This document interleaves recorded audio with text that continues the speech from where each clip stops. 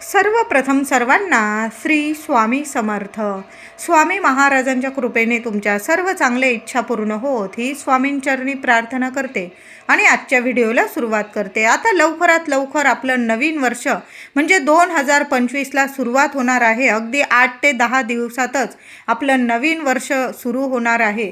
त्या नवीन वर्षाच्या आगमनाआधीच नवीन वर्ष सुरू होण्याच्या आत या 4 गोष्टी आपल्याला घराबाहेर काढायच्या आहे. माझ्या सर्व महिलांनी या गोष्टी नक्की बाहेर काढा. सोन्यासारखं पुढचं वर्ष तुम्हाला जाणार आहे. याच 4 गोष्टींमुळे आपल्या घरात येते ती दरिद्रता, गरिबी, अलक्ष्मी आणि घरात निर्माण होत असतो तो म्हणजे वास्तुदोष, नकारात्मकता. 100% नकारात्मकता निर्माण होत असते या 4 गोष्टींमुळे. आपल्याला वाटतं ह्या गोष्टी सांभाळून ठेवू, त्या गोष्टी सांभाळून ठेवू. अत्यंत चुकीची गोष्ट आहे. मनुष्य आहोत आपण, आपल्याला असतोच लोभ, प्रत्येक गोष्टीचा लोभ हा मनुष्याला असतोच. पण या 4 गोष्टी नवीन वर्ष येण्याच्या आत महिला असो, माझे दादा असो, घराबाहेर काढायच्या आहे. पहिली गोष्ट ती म्हणजे आपल्या घरात आता तुमचं कुलदैवत नसेल तरी पण तुम्ही इतर देवांचे अगदी एखादी मूर्ती ठीक आहे, दोन मूर्ती ठीक आहे. पण काही वेळा काय होतं ना, काहींच्या देवघरामध्ये एकाच देवाचे 2 फोटो पण असतात, मूर्ती पण असते. असे तुम्हाला कोणी देवस्थानाला गेले इतर लोक आणि त्यांनी तुम्हाला त्या ठिकाणाहून तुम्हाला मूर्ती आणली, फोटो आणले, ते आपण वर्षानुवर्ष सांभाळत आलेलो आहोत, त्यांचे पूजन करत आहोत. आपलं कुलदैवत नसेल तरीही आपण त्यांचे पूजन करत आहोत. ते फोटो असू दे, मूर्ती असू दे, ते काहीतरी भंग पावलेले असतील. फोटो असो, मूर्ती असो, त्यात पाणी जाऊन फोटो खराब झालेला असेल किंवा म्हणजे काही मूर्ती असतील तुमच्याकडं भंग पावलेल्या असतील. अशा जर गोष्टी तुम्ही पूजत असाल देवघरात किंवा काही लोकांना खूप सवय असते, कुणी देवस्थानाला गेलं की त्यांच्याकडून काहीतरी मागवतात आणि मग त्या वस्तू, देवांच्या वस्तू आपण शोकेशमध्ये ठेवत असतो. अत्यंत चुकीची गोष्ट आहे. देव कधी शोकेशमध्ये ठेवू नका. देव शोभीकरणाच्या गोष्टी नसतात. देवांचं स्थान आपल्या देवघरातच असायला हवं.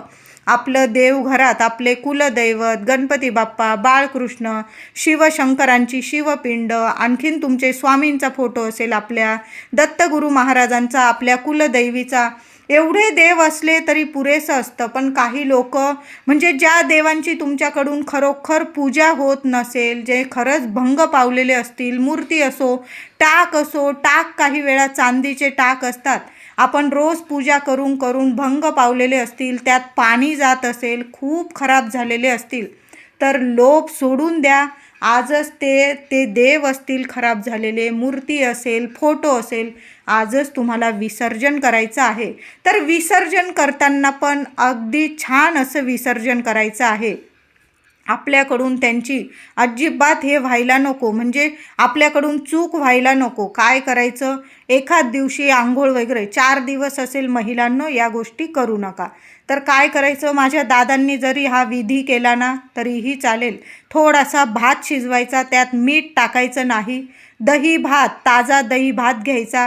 जे फोटो असेल, मूर्ती असेल, तुमचे कुलदैवत असेल, चांगल्या मूर्ती असेल आणि तुम्हाला ठेवायचे आहे, पूजन करणार असाल तुम्ही, तर मी म्हणेल त्या मूर्ती आवर्जून तुमच्या देवघरात पूजन करा. मी म्हणत नाही की तुम्ही सगळेच देव विसर्जन करायचे. ज्या मूर्तींची तुम्ही खरोखर मनोभावे पूजा करतात, रोज नित्य नियमाने पूजा करता, त्या मूर्ती रोज पूजायच्या आहे.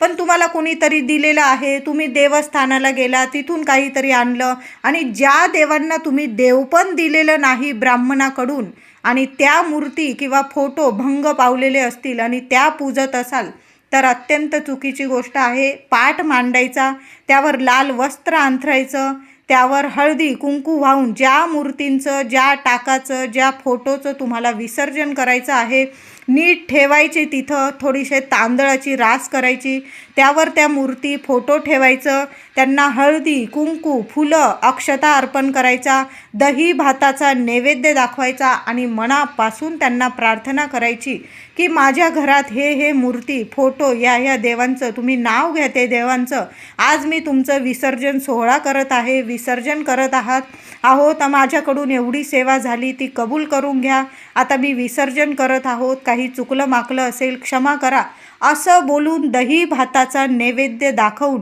ते टाक असेल फोटो असेल त्या लाल कपड्यात छान असं गुंडाळून घ्यायचं आणि तो दही भातसुद्धा एखाद्या कपड्यात घ्या किंवा एखाद्या पिशवीत वगैरे तुमच्याकडं वाटी वगैरे असेल कागदाची, त्यात तो दही भात घ्यायचा आणि वाहतं पाणी जिथं असेल तुमच्या घराजवळ तिथं ते देव विसर्जन करायचे आहे, त्याबरोबर दही भातसुद्धा त्यांना अर्पण करायचं आहे, म्हणजे विसर्जन करायचं आहे.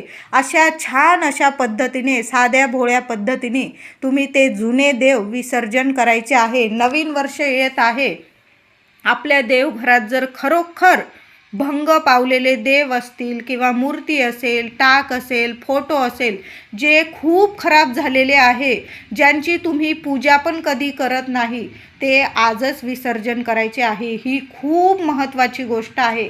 दुसरी गोष्ट म्हणजे आपण महिला असो पुरुष दादा, एक वेळेस माझे पुरुष दादा तरी कमी, म्हणजे ज्यांना असेल कपड्यांचा हाव लोभ ते घेतातच, आपली आवड असते ज्याची त्याची कपडे खरेदी करायची, पण काय होतं ते कपडे जुने पुराणे इतके पडलेले असतात की नवीन कपडे ठेवायला सुद्धा जागा नसते.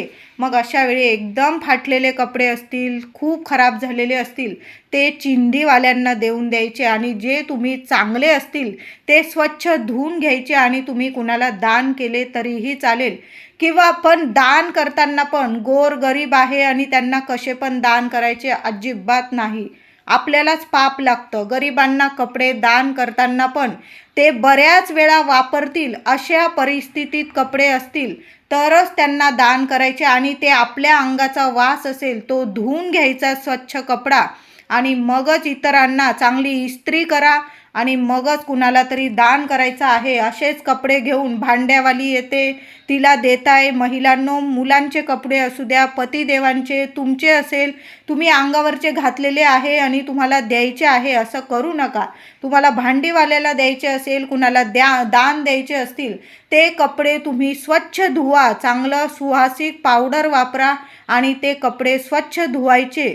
कारण आपली जी नकारात्मकता असते, आपली पॉझिटिव्हिटी असते, आपली सकारात्मकता ती त्या कपड्यांमध्ये सामावलेली असते. आपण जेव्हा तो कपडा परिधान करतो, घालतो, संपूर्ण आपल्या अंगाचा वास त्या कपड्यामध्ये उतरलेला असतो. मग आपले जे विचार असतात ते सुद्धा त्या कपड्यामध्ये उतरलेले असतात.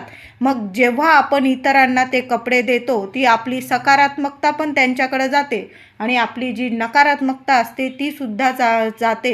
आता सकारात्मकता गेली तर आपल्यातलं चांगलं सगळं त्यांच्याकडं गेलं आणि नकारात्मकता पण गेली तर आपल्यातली वाईट गोष्टसुद्धा त्यांच्याकडं गेली. मग त्यांचं वाईट झालं तर पाप आपल्यालाच लागतं आणि आपलं चांगलं गेलं तर आपलंच नुकसान पण आपलंच आहे. म्हणून कपडे देताना आता घरातून कपडे, नवीन वर्ष सुरू होणार आहे, जे खराब कपडे असतील ते चिंधीवाल्याला देऊन द्या. चांगल्या अवस्थेत आहे, तुम्ही वापरत नाही, धुवून चुवून स्वच्छ करून इस्त्री करून कुणाला तरी गरिबाला दान द्या.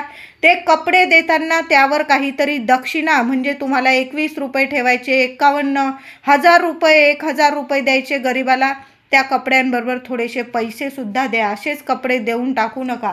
ही दुसरी गोष्ट तर आजच बदला. महिलांनो, खूप कपडे पडलेले असतील, भांड्यावालीला द्यायचे असतील, देऊन टाका.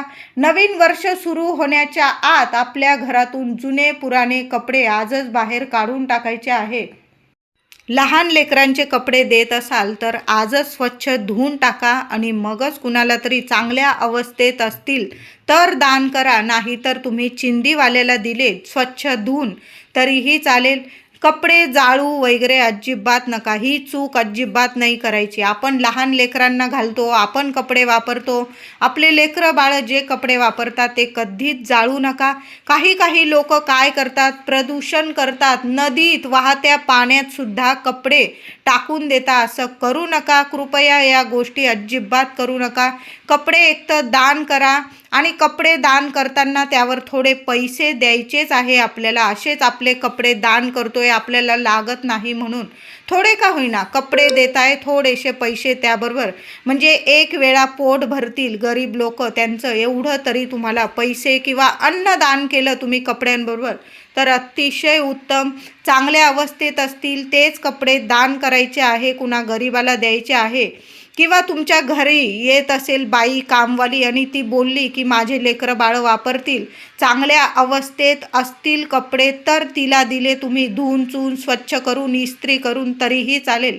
अशा पद्धतीने आपल्या घरातली कपडे असतील जुने पुराणे, तुम्हाला त्याची गरज नाही पण इतरांना गरज असते कपड्यांची, मग त्यांना तुम्ही अशा पद्धतीने दिले तरीही चालेल. कारण खूप कपडे साठवले तर नवीन कपडे ठेवायला सुद्धा जागा राहत नाही आणि यामुळेच निर्माण होतो घरात तो वास्तुदोष.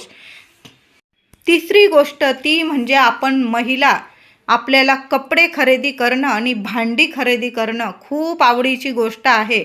आता जुने झालेले कपडे असतील जे तुम्हाला लागत नाही, चांगल्या अवस्थेत असेल, दान करा, नाही तर तुम्ही चिंदीवाल्याला देऊन टाकले तरीही चालेल. कपडे देताना कधी पण धुवून घ्या स्वच्छ इस्त्री करून आणि मग तुम्हाला दान करायचे आहे, नाहीतर धुवूनच चिंदीवाल्याला द्यायची आहे. त्याचबरोबर भांडी, आपल्या घरात आपल्याला मोहच असतो, अगदी वडिलोपार्जित सुद्धा भांडी, मग ती पितळाची असू द्या, तांब्याची असू द्या, ॲल्युमिनियमची असू द्या किंवा स्टीलची असू द्या, आपण भांडी खूप सांभाळून ठेवतो. चिरा गेलेली भांडी असेल, मी म्हणेल आजच तुम्ही देऊन टाकायची आहे मोडीत. आणि नवीन वस्तू जी महिलांनो तुम्हाला खरंच गरज आहे स्वयंपाकघरात, ती वस्तू आजच घेऊन या. त्याचबरोबर खूप तुटलेले फुटलेले कप असतील, बशा असतील, त्यांचे कान उडून गेलेले असतील तर आजच टाकून द्यायचे आहे. आपण बऱ्याच वस्तू अशा साठवून ठेवतो आणि आपल्या घरात साठवून ठेवतो, ती म्हणजे नकारात्मकता. यात अजिबात मोह करू नका, आपला जीव अडकवू नका. आजच ज्या वस्तू तुम्हाला मोडकळीत द्यायच्या आहे, टाकून द्यायच्या आहे, त्या तुम्ही मोडीत देऊन टाकल्या तरीही चालेल. त्या बदल्यात एखादी वस्तू नक्की घेऊन या. हो, आपल्या वडिलोपार्जित भांडी असतात, आपला जीव नाही होत की आपल्या आईने दिलेलं असेल, पण त्या भांड्याला चिरा गेलेला असेल, तडा गेलेला असेल, त्या डबा असेल एखादा, त्यातून मुंग्या वगैरे घुसत असतील, तुम्ही काही वस्तू ठेवली तर तुटलेला फुटलेला डबा असेल तर अशा गोष्टी अजिबात ठेवू नका. चिरा गेलेल्या ताटल्या असू दे, डबे असू दे, ताटं असू दे, कुठल्याही गोष्टी असू दे, जे तडा गेलेले असेल, चिरा गेलेले असेल, तुटलेले असतील, ते आजच मोडीत देऊन टाका. आणि त्याच्या बदल्यात तुम्हाला ज्या गोष्टी लागतात, मग तुम्ही पितळाची खरेदी करा, तांब्याची, स्टीलची, ॲल्युमिनियमची, पण तशा चांगल्या वस्तू तुम्हाला खरेदी करायच्या आहे. चौथी गोष्ट म्हणजे आपल्या घरात जर जळमट आलेली असतील, घर लहान असो किंवा मोठं असो, घरात जळमट असेल महिलांनो, आजच नवीन वर्ष सुरू होण्याच्या आत आपल्या घरातून सर्व जळमट काढून टाकायचे आहे. आता आपला चौथा गुरुवार सुद्धा आलेला आहे. माता लक्ष्मीचं आपण उद्यापन करणार आहोत. माता लक्ष्मी आपल्या घरात अखंड वास करावं, आपल्या घरात अष्टरूपी महालक्ष्मीचा आपल्यावर भरभरून आशीर्वाद राहावा. प्रत्येक महिलाला असंच वाटत असतं, आपल्या घरात सुख, शांती, ऐश्वर्य, राजयोग यावा, असं आपल्याला वाटतच असतो आणि यायलाच हवा. आपली माता लक्ष्मीची आपल्यावर भरभरून कृपा व्हावी. प्रत्येक महिलेवर, प्रत्येक तिच्या घरावर माता लक्ष्मीची भरभरून कृपा व्हावी असं वाटत असेल तर आजच जळमट काढून टाका. धुतलेले, खूप खराब झालेली चादरी असतील, बेडशीट असेल, पडदे असेल, खूप खराब झालेले असतील, अगदीच फाटलेले असतील तर आजच बदलून टाका मी म्हणेल. त्याचबरोबर आपल्या मुख्य दाराबाहेर, जर तुमच्या घराबाहेर खूप चपला असतील, ज्यात तुम्ही कधी पायसुद्धा टाकत नाही, ज्या तुटलेल्या आहे, आजच महिलांनो त्या चप्पल स्टँड असेल तुमचा, स्वच्छ करून टाका. ज्या चप्पल बूट लागत नाही, जे तुम्ही वापरत नाही, जे तुटलेले आहे, आजच टाकून द्या. याचमुळे घरात माता लक्ष्मी प्रवेश करत नाही, जिथं फक्त राहते ती अलक्ष्मी, नकारात्मकता. म्हणून आजच तुमच्या घराबाहेर किंवा घरात तुम्ही चप्पल ठेवलेले आहे, तुम्हाला लागत नाही, तुटलेल्या वगैरे आहे, आजच टाकून द्यायचे आहे. नवीन वर्ष येणार आहे, आजच या 4-5 गोष्टीत बदल करायचा आहे. बघा, पुढचं वर्ष सोन्यासारखं जाणार आहे तुम्हाला.